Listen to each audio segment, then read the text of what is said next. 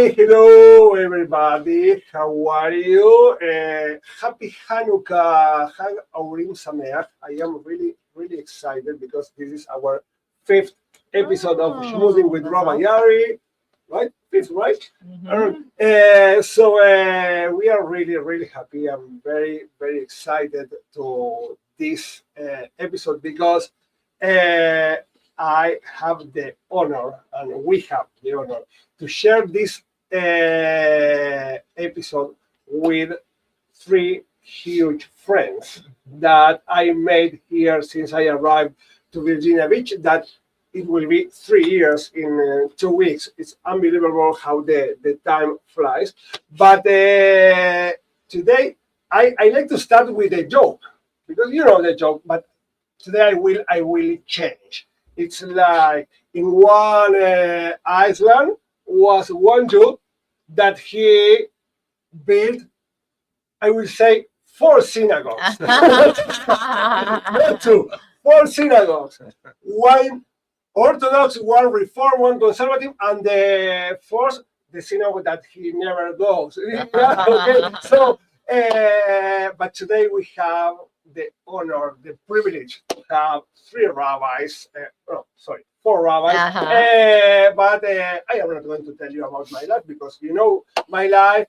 But let's talk with them, and this is really amazing for me, and also it's a huge challenge because let me tell you something that for me is very a huge kavod that I feel, and also I feel very comfortable to be here.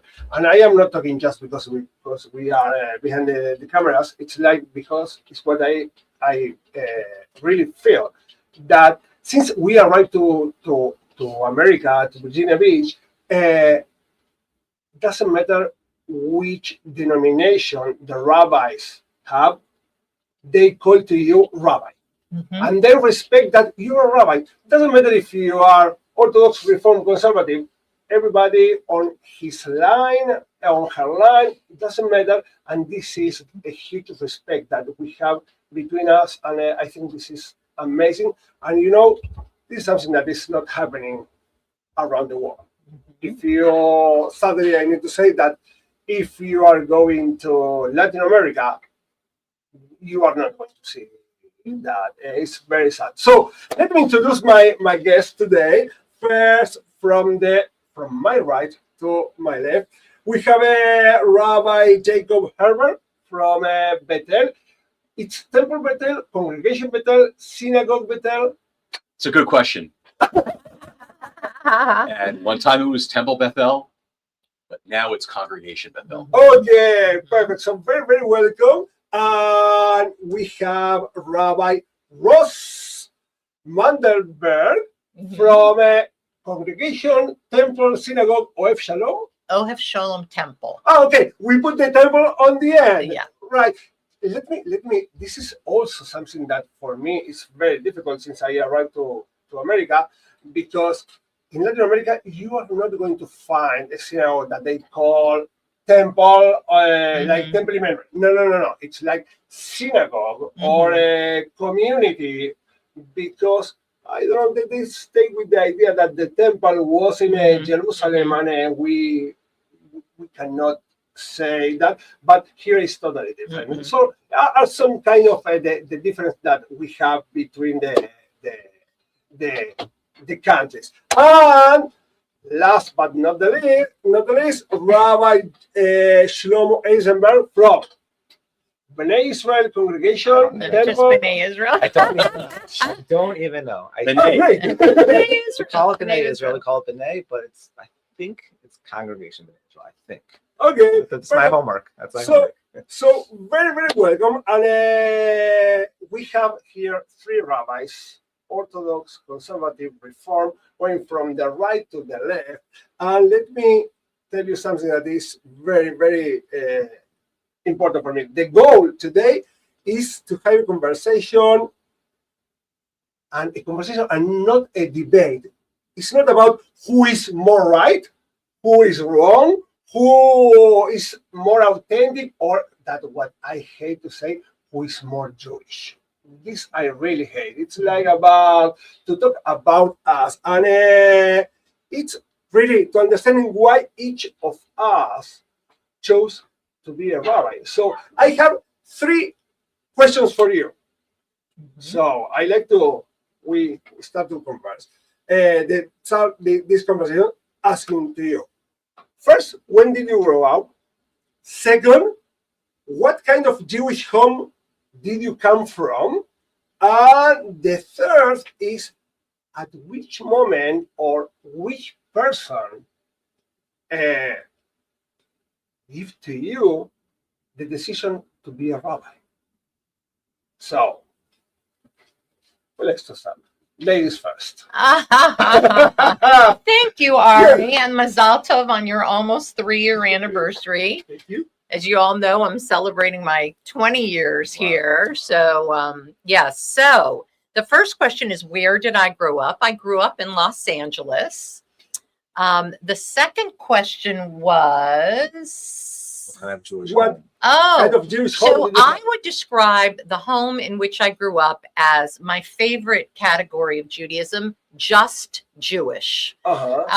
I went to an Orthodox day school. Yes. Well, Hebrew was my first language because my mother was Israeli, my father a Holocaust survivor. So I went to an Orthodox day school. I graduated from LA Hebrew High, which is a conservative Jewish high school. Nice. And then only after college did I find Reform Judaism. And probably what attracted me to Reform Judaism was the fact that I encountered the very first woman rabbi I had ever seen. Before that, I never had the concept even of becoming a rabbi because I didn't have a role model. I just never considered it even.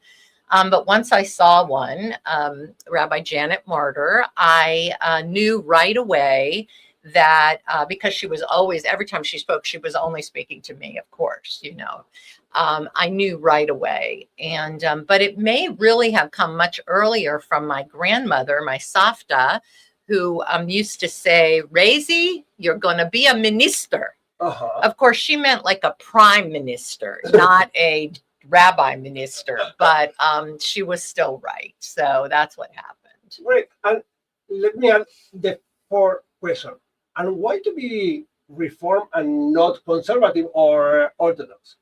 Well, for many different reasons, but I do believe in autonomy and applying our experience to Jewish tradition, etc. So I've never really been halachic. You know, maybe my life would have been different if I had continued on in day school, you know, but by the time I got to a certain grade, I was asking too many questions from my family, like, why don't we keep kosher? How come we don't, you know, observe Shabbat? Why don't we? So I think if my life had been different, it's very likely that I might have been more traditional. But by the time I was a young adult, I just really liked Reform Judaism's emphasis on social justice and, you know, doing mitzvot. I really liked, not that you all don't do mitzvot, but I really liked, I liked it. I liked the services. I liked the openness.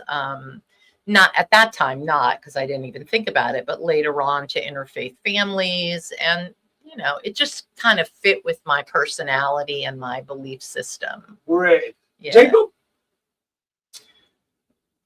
I grew up in a small town in upstate New York, about 40 miles north of New York City, called Beacon. I used to go to shul. It was a one shul town. It was a conservative congregation. And I brought the average age down to, I usually made minyan and brought the average age down to about 75.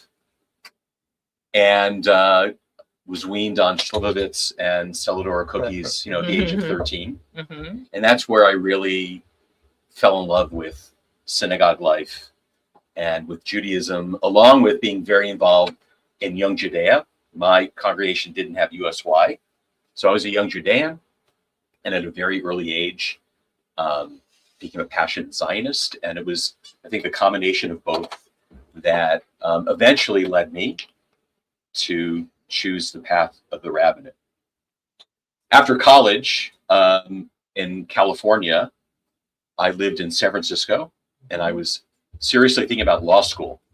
So I worked for a major international law firm as a paralegal, and decided I did not want to spend my time poring over, legal briefs and looking at code books.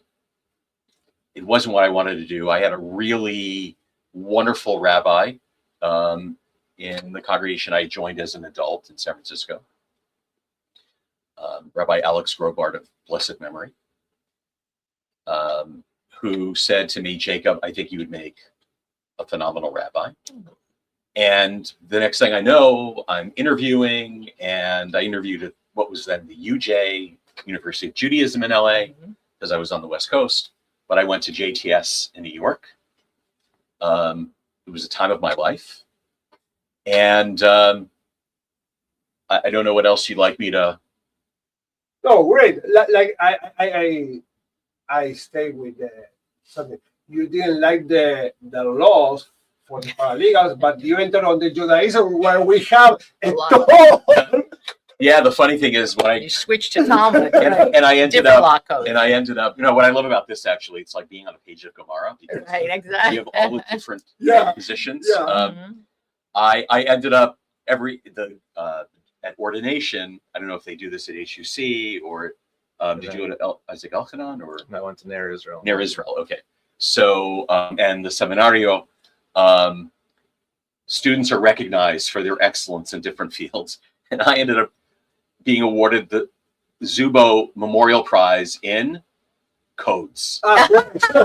So, one way or another, Okay.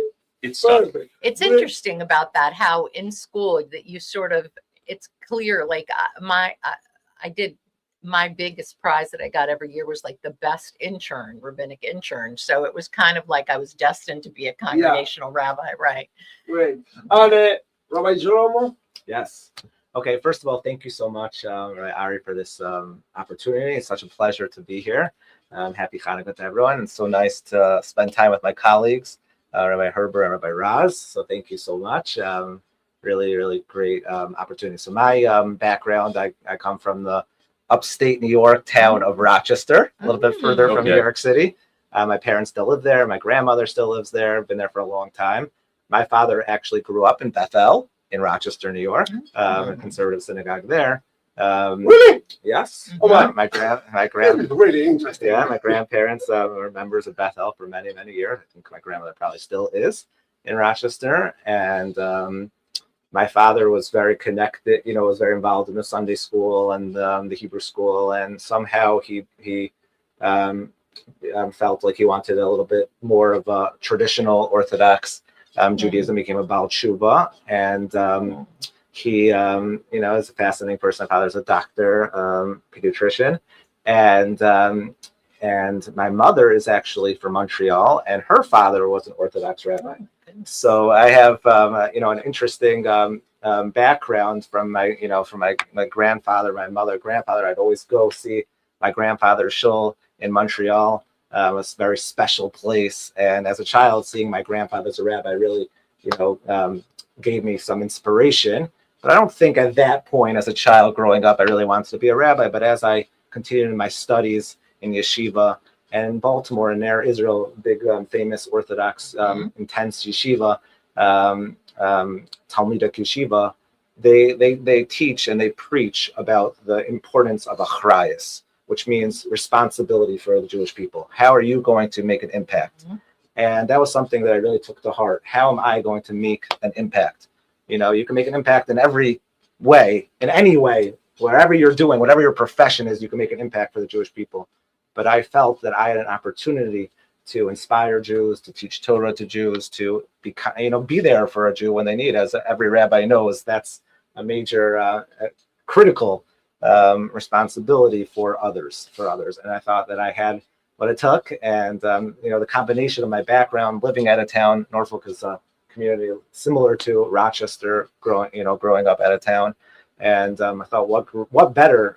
So even for the time I got married, at the young age of 22, I was already motivated to become a rabbi. So that was a little bit of my background. Great, thank you very much. Sure. And before the next question, let me say hello to Robert from OF Shalom Temple, who is watching to us. So Robert, hello. Thank you for being there. And I realized something that since I arrived here, I always felt that I am the newest on the area.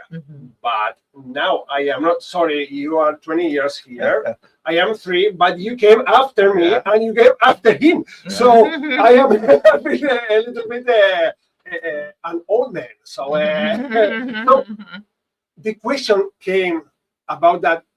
Why did you decide to come here? And the second question is, what do you think that or what do you see as the greatest strength of the Jewish community today here? And what challenges concern you the most? Sure.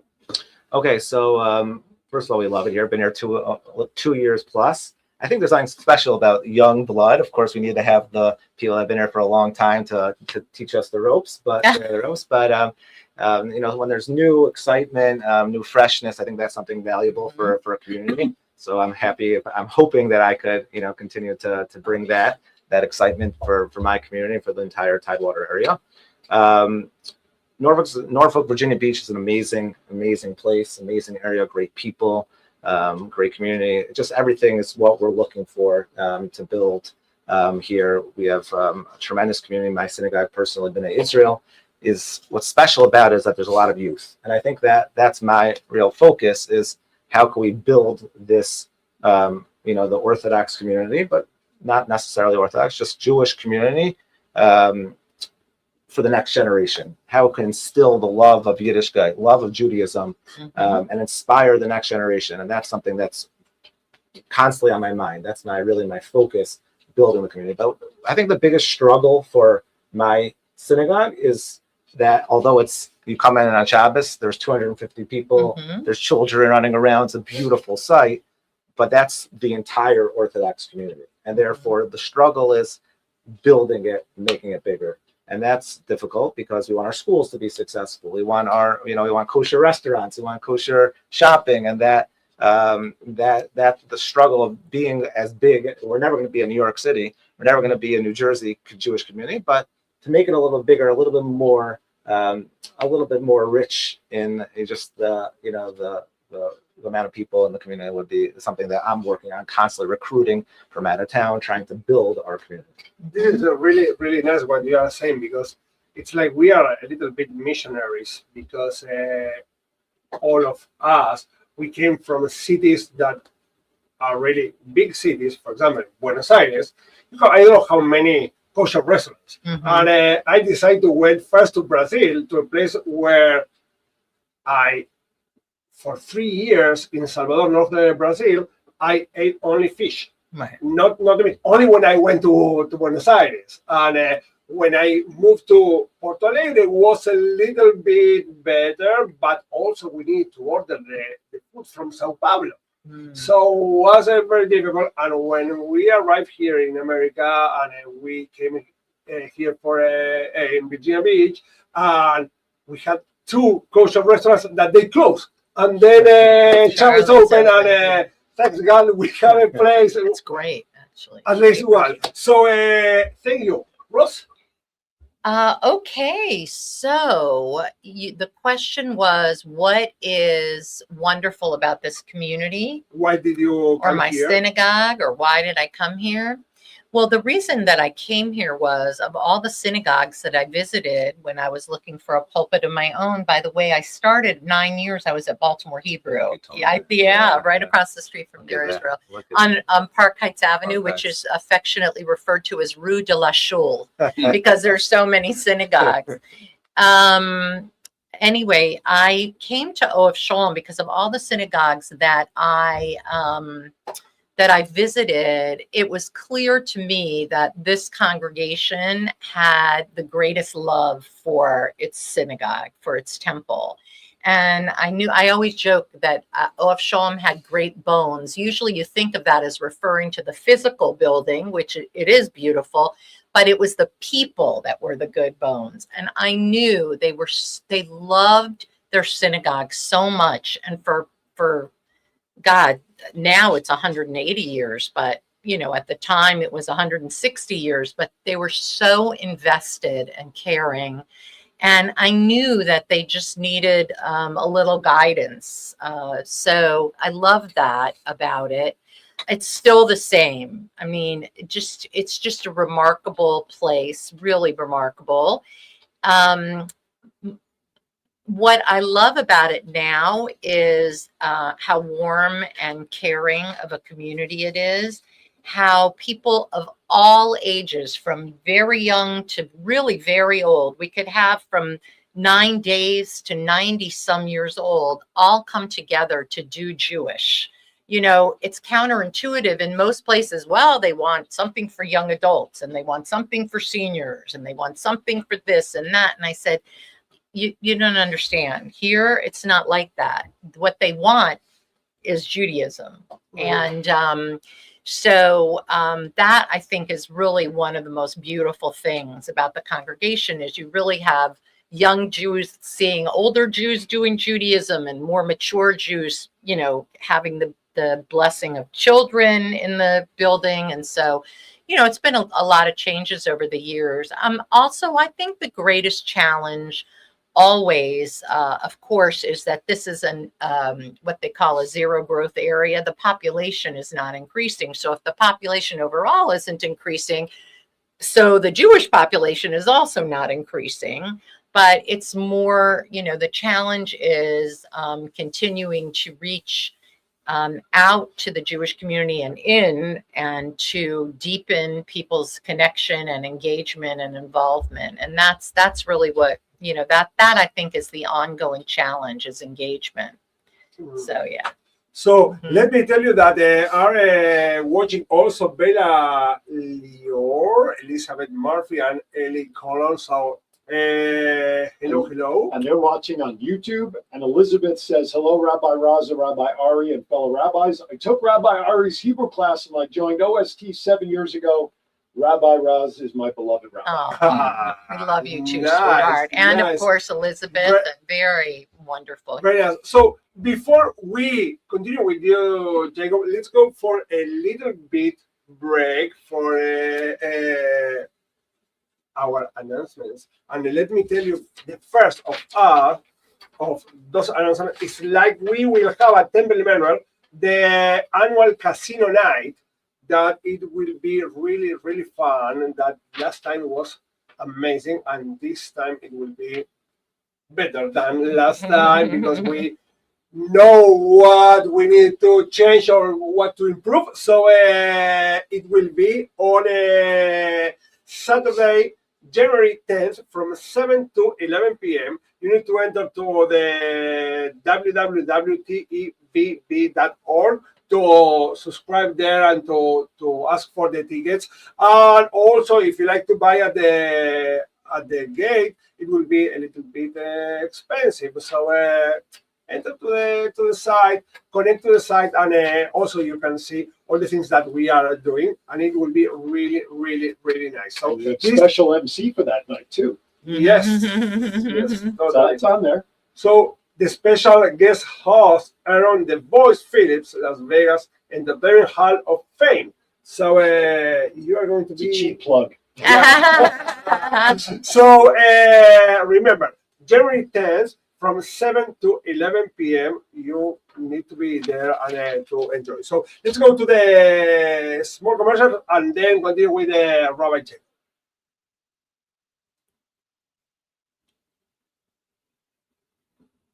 John, go to break. I wouldn't let aging stop me from being me.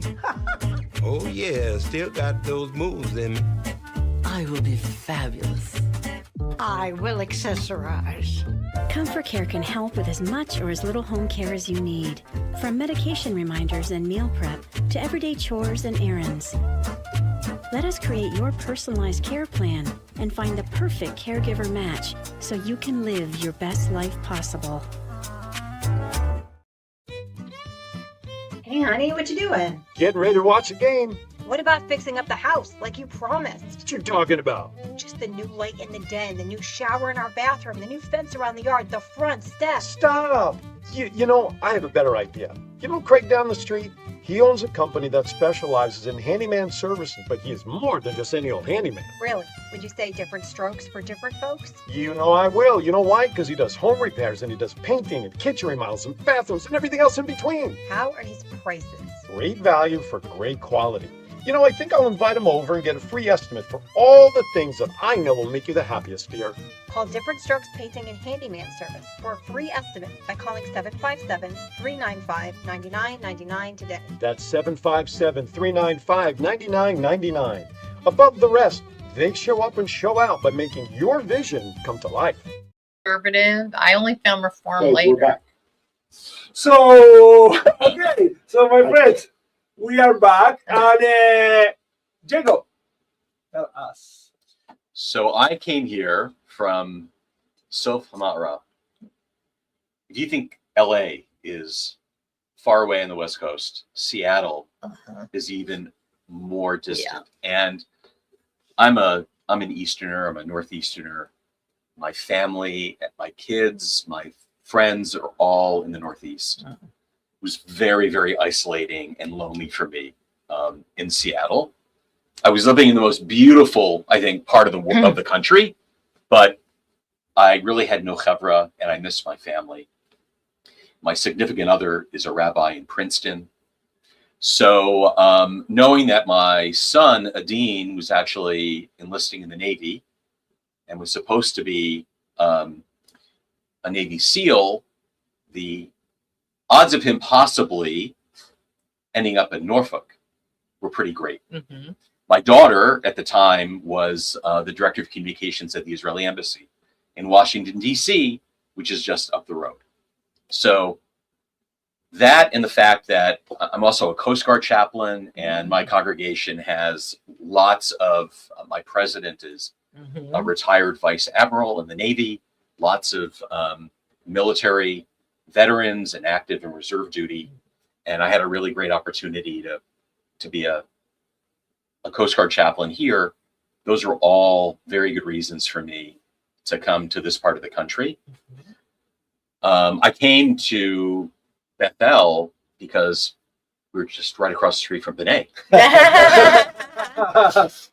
And I've done a lot of work for the Rabbinical Assembly with transformational change and organizational change, and saw Bethel as a congregation where I could really bring a passion and love of mine to bear. The challenge is, we are celebrating our 175th anniversary this year, which is pretty remarkable.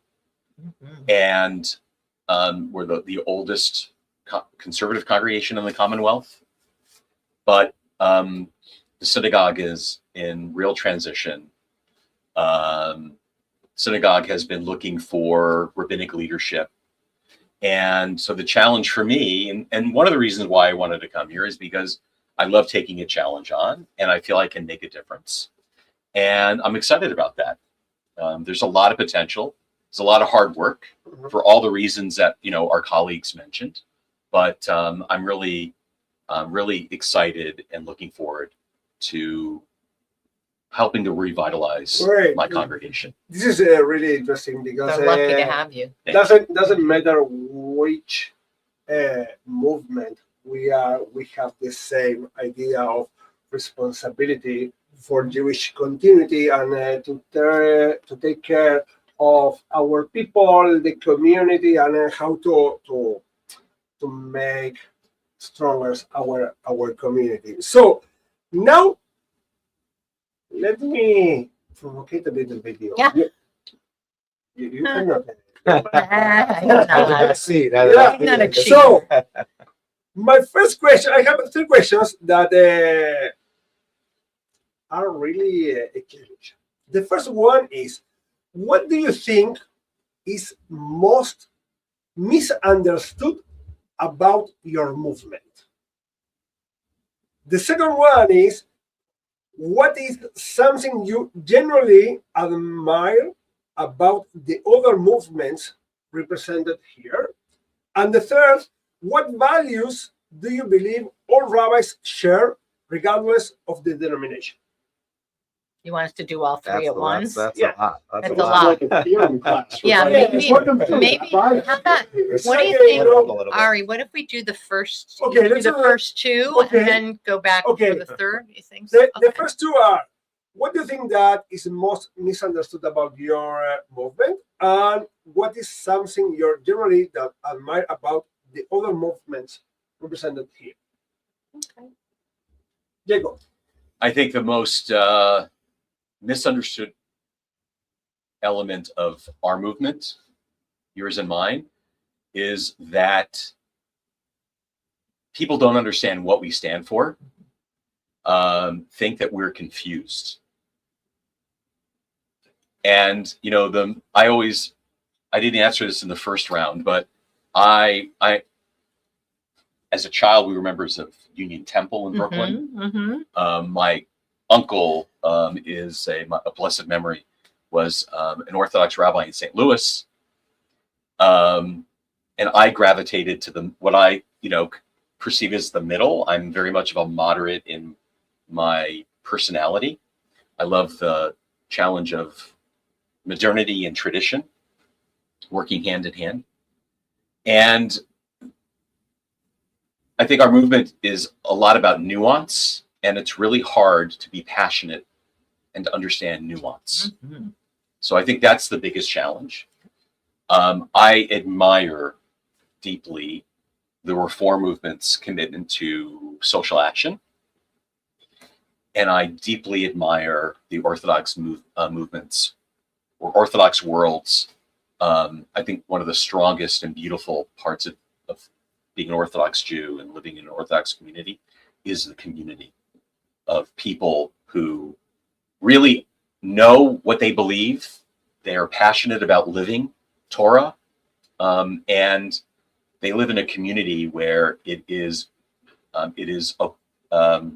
ubiquitous to see people walking to shul, to going to shul, to eating meals together after shul. It's something that I very much admire and wish my movement was much more centered around. Was I think the most misunderstood thing about Reform Judaism is that we're not really Jewish, that we're not observant, that we're non-practicing, that we don't use any Hebrew in our prayers, that that we don't really, that we're not authentically Jewish, and it could not be less true.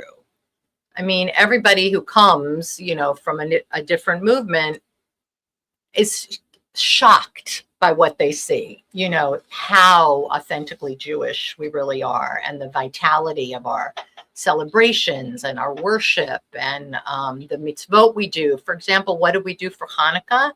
We had a huge day on Sunday. I was still flying back from my trip, but of preparing meals for the hungry. Mm-hmm. Hundreds of people brought all the stuff to make, I think, like 200 full meals for people who are hungry. So I think that it's really a misconception. I think it dates back to the origins of Reform Judaism, which were very much what we call classical reform. And, the idea was to emulate the Protestants, but it's so not like that anymore, much to the chagrin of some of the people who grew up classical reform, but it's really so, I think people come to realize that we're very, very much authentically Jewish, but you have to be open-minded and come, to see that.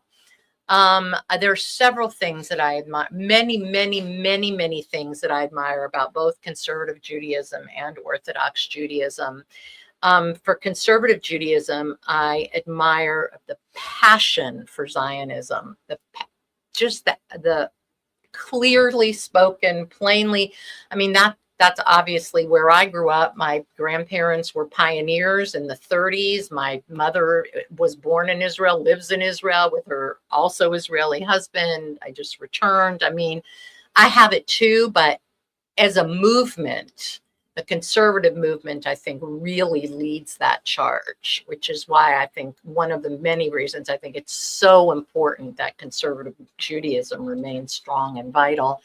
The other thing is, if you look at Jewish scholarship, not in like Jewish yeshivas, but in the world, like in every secular university in the world, it is filled with scholars who are all conservative Jews. Like nobody has done more for Jewish scholarship for the rest of the world than the conservative movement. And I know many professors, and from the Ivy Leagues all the way down, they are all products of the conservative movement. And it's really remarkable, and something that I greatly admire. That's who I want to study with, if I'm going to go. And in Orthodoxy, of course, both a commitment to Jewish knowledge and Jewish learning, etc. But I was going to say the exact same thing as Jacob. It's the community aspect.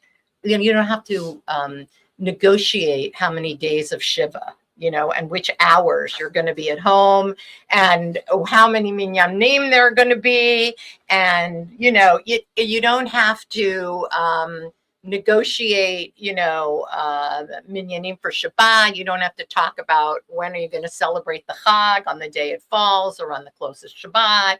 I mean, I think what you said, Jacob, is very on the mark. It's like you're dealing with people who are they're living Jewishly, and so Jewish, committed Jewish lives. So you don't have to. They know what to do and they do it. So I mean, that is a beautiful thing, and it's not surprising to me that Judaism's growing on the ends, on the Orthodox and at the Reform ends, just unfortunately, but it's, so definitely. Yeah.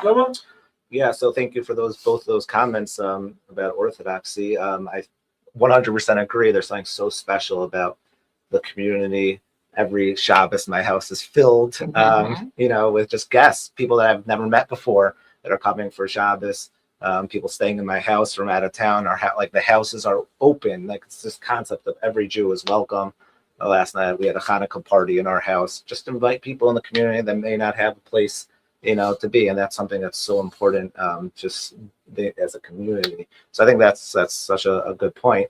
What do people misunderstand about Orthodoxy? There's a lot. But I would say that I think a lot of in the world there's this concept that we're anti-women.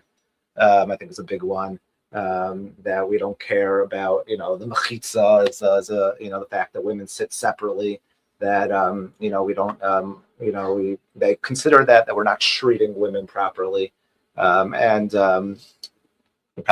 You could probably list many others, but I would just say that we believe very strongly that the women are very welcome it. They love it, and overall, and it's not in any way to be anti or to put down or to think that they're not as good in any way, but they have a different rule. The rules in Orthodoxy are very crucial. That the role of a woman may be different than the role of a man, and they're both equally important and beautiful in the eyes of God, in the eyes of us. But it may not look the same to someone who's looking in from the outside world. And that's something that if there would be a way to explain that to people and make them feel comfortable, that would be something I think would be, we should do a better job at. What I value about both conservative and Reform Judaism is I think that they do a better job at that every single Jew automatically feels comfortable. That every Jew, no matter,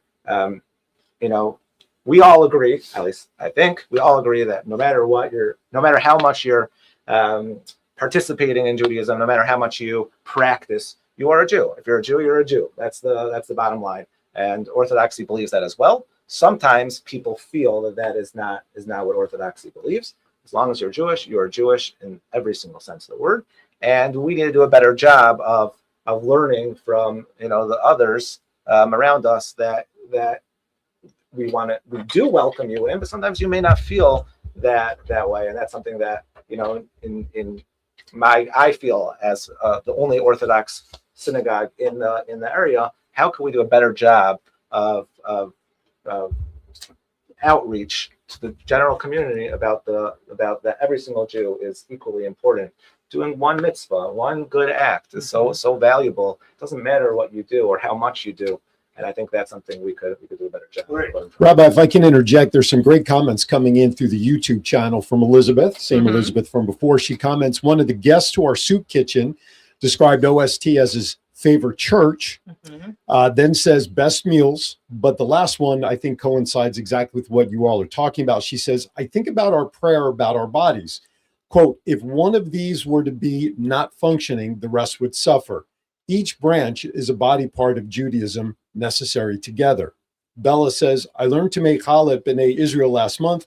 The women were so welcoming to me. So there's a lot of the community commenting that you all are talking about that is coming in these messages on the YouTube channel. Just wanted to make you aware. I think that's something that Orthodoxy in general is something that we struggle with. Is people are scared to come in the door. I don't think anyone's scared to go into a Reform temple's door, but that's something that a little bit. Really? People who aren't Jewish, they don't know what to expect, right. but not Jewish people, I don't think. Yeah.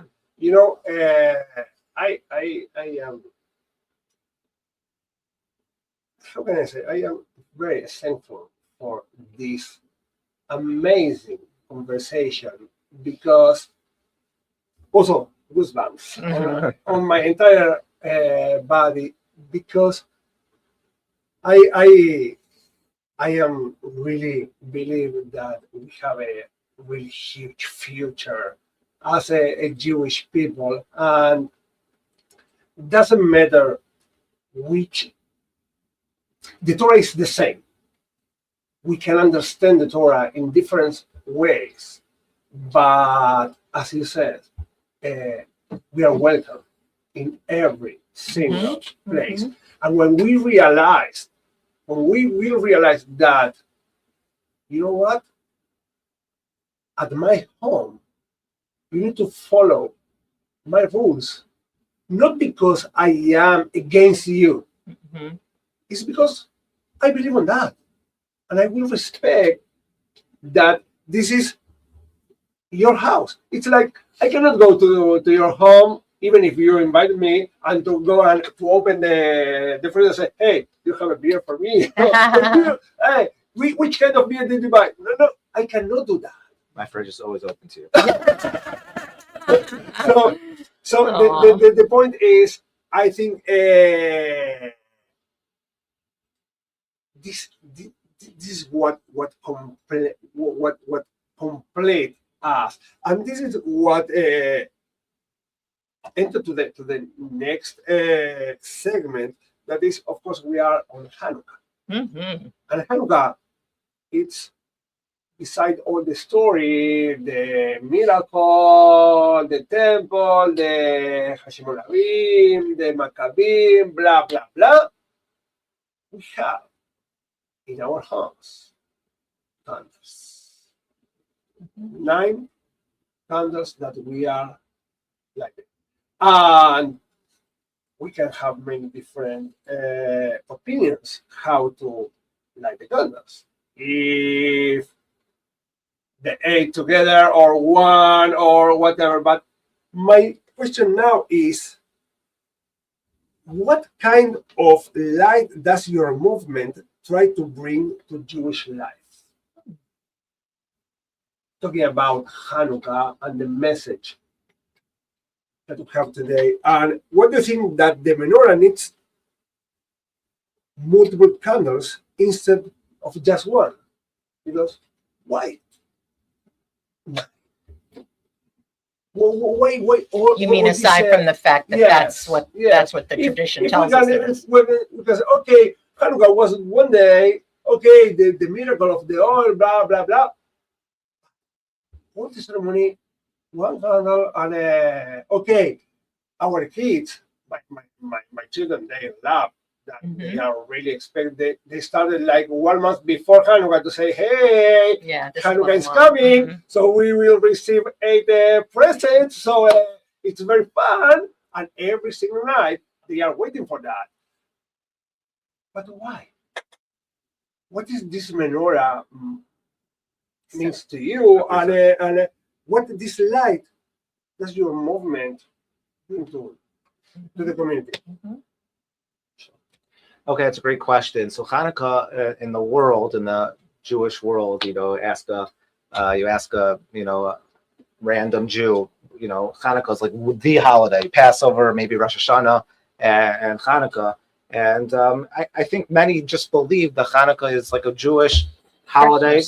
Just like we want to be like everyone else. Everyone's having a good time, presents. Let's have some cool lights and let's spin the dreidel, have a donut or two, and get a lot of presents, like every night a present. In Orthodoxy, in traditional Judaism, that's completely misguided. And there's nothing wrong with presents. You should definitely enjoy the donuts and the chocolate gelt. But it's really not the Israeli donuts, because the jelly donuts in Israel are terrible. They're ugly. Yes, You don't like if you the donuts are the You're going to the wrong bakery. You're going to the wrong no. No. If you are eating the donuts at the Tachana Merkazit in Jerusalem, come on. Who eats in the Tachanat Merkazit? Class restaurant. Who goes to Tachanat Merkazit to eat? You go to New York now. These donuts, they're selling donuts for Hanukkah for like $18 a donut. Yeah, there you go. There's gourmet. Dubai chocolate donuts. So there's some fancy donuts you could get. But and there's nothing wrong with celebrating with the traditions, and we should. But something that we have to remind ourselves when we're celebrating Hanukkah, that there's so much more to this holiday. It's a real time for us to reflect on two main points. Number one, the Jewish people at the time were willing to fight for their Judaism, for what they believed in. That we were the Syrian Greeks, the Yavanim, were not allowing the Jewish people to keep the Torah, to study the Torah, to circumcise their children, to celebrate the holidays and have Rosh Chodesh. And that was something that was so important to a small group of Jews that they were willing to fight for that and take on this mighty empire. That's a lesson for us, not about the fighting per se, but what's that we have a burning desire for our Judaism, something so important that we're willing to fight, that we could say, I'm willing to stand up for my religion. I'm willing to stand up for something that's so important to me. And that's something that we, in my synagogue, I try to teach the children, I try to teach my family, that this is something that's so meaningful, so important. The holiday of Hanukkah, it's a reminder of how important it is for us to live with passion, live with excitement and alacrity for our Judaism. That's number one. And then number two is also something that I think is it's hard for us sometimes in 2025 to feel God's hands. We just had terrible tragedy in Sydney at the Hanukkah party on the beach there. And it's terrible tragedy. And sometimes October 7th, we see all the difficulties and we forget about the miracles in our lives. We forget about how God has the power, that God loves us, first of all. We sometimes forget that. We don't realize that. We abdicated that to the Christians, and we shouldn't, because Hashem loves us. Hashem loves each and every person. Right. And we have a responsibility to recognize the fact that I could talk, the fact that I'm alive, the fact that I could breathe is miraculous. The fact that I am able to live and smile and have a friendship, every part of my life was miraculous. And remembering the miracle of the oil is not just supposed to remind us of what happened 2,000 years ago, but it's to remind us in each and every day in our lives, miracles happen. Hashem's looking out, God's looking out for us. And we have to have gratitude for the fact that we're alive, gratitude for all the good. Even though there's difficulties, we have to recognize that Hashem loves us. Right. Ross? Yeah. Interesting. I mean, obviously we could all, reflect on those themes as well. We have 4 rabbis here. But I think one of the things that's interesting about Hanukkah is, as you said, it was a small group of Jews who were willing to fight for Judaism against many other Jews who were assimilated and Hellenized.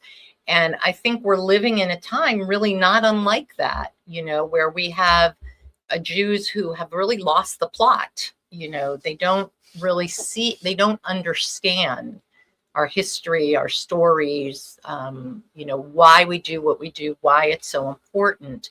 And so for us, Hanukkah is also about rededication.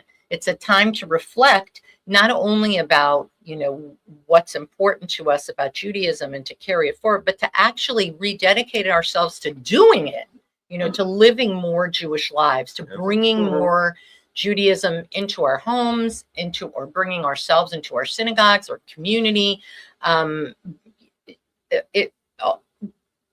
and bringing light into the world, which is why, rather than, all kinds of gifts and tchotchkes and, that they're going to forget about in 3 minutes, we try to emphasize making memories, doing experiences together, feeding the hungry, making meals for people who are hungry or sick or whatever. I mean, literally doing the things that Judaism teaches us are what make for a meaningful life.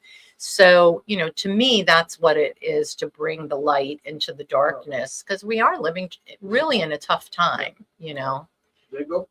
The problem of sitting in this chair and being the last one is everything's been said. Everything's been said. Right. I could not agree more with what Shlomo and Roz shared. I think you had asked, what is it specifically or uniquely about our movements and their insights about Hanukkah that we find to be very meaningful. And I think for me, it is the notion of the two very, very different themes, right? There is the miracle of the oil. I mean, the fact that Chazal have to ask in Masechet Shabbat, my Chanukah, like, what is this holiday? Like, where did it come from? Why do we celebrate it? Raises a very interesting anthropological question.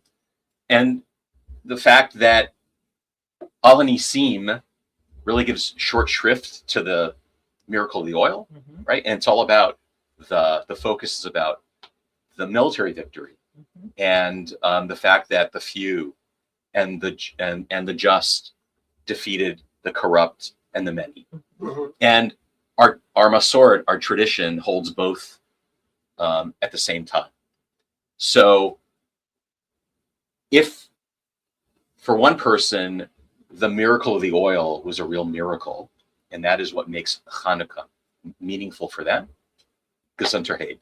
And if the miraculous overcoming of fighting against the largest, the strongest military army in the world for your values and your beliefs, if that's the miracle, then you can turn to that. And for some, you can hold both together. Yeah. And as a conservative Jew, I find that to be very, very powerful. Great. So Hanukkah doesn't ask us to be identical. It asks us to increase light together. And we are almost on the end of this podcast. To another hour. It went so fast. So you bring us back for the Chai episode. Exactly. So for the end, let me.